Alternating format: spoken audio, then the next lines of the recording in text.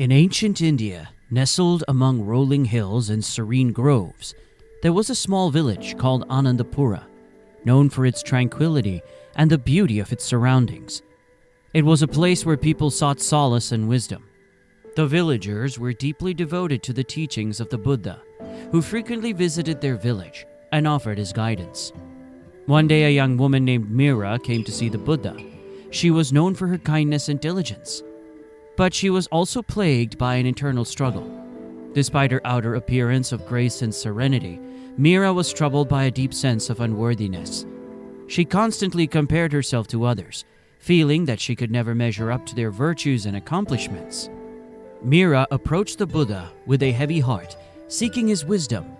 She found him sitting under a large banyan tree, surrounded by a small group of followers. With a bow and a humble tone, she addressed him. "Blessed One, I'm burdened by a profound sense of inadequacy. No matter how much I strive to do good and be kind, I always feel that I fall short. How can I find peace and self-acceptance?" The Buddha looked at Mira with compassionate eyes and responded, "Mira, I understand your suffering. Let me tell you a story." And so the Buddha began his tale. In a village not unlike this one, there was a potter named Ranjan. He was renowned for his skill in crafting beautiful clay pots. People came from far and wide to admire his work and purchase his creations. One day, a wealthy merchant commissioned Ranjan to make a special pot, adorned with intricate designs and a rich glaze. Ranjan worked diligently on the pot, pouring all his love and care into every detail. But as he neared completion, he noticed a small crack in the clay that had developed during the firing process.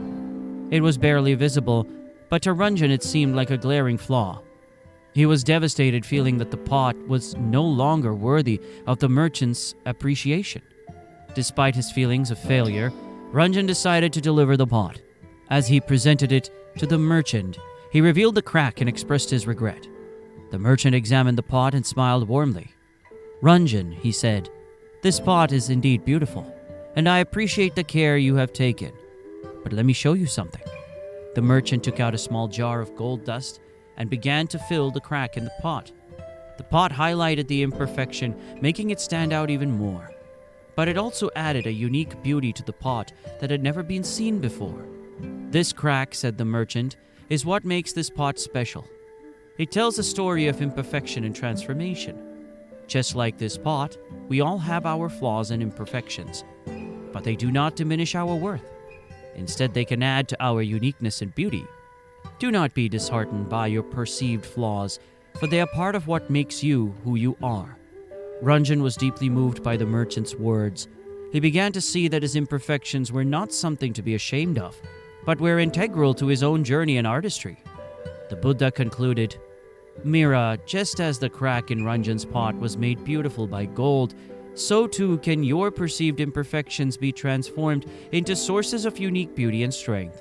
Self-love is not about being perfect, but about embracing yourself fully, with all your strengths and weaknesses.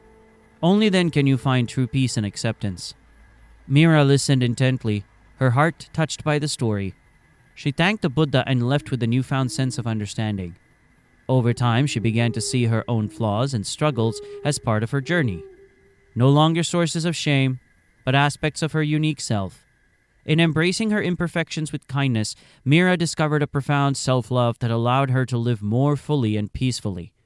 And so the lesson of Ranjan's pot became a cherished teaching in Anandapura, reminding all who hear it that self-love and acceptance are the keys to inner peace and true happiness.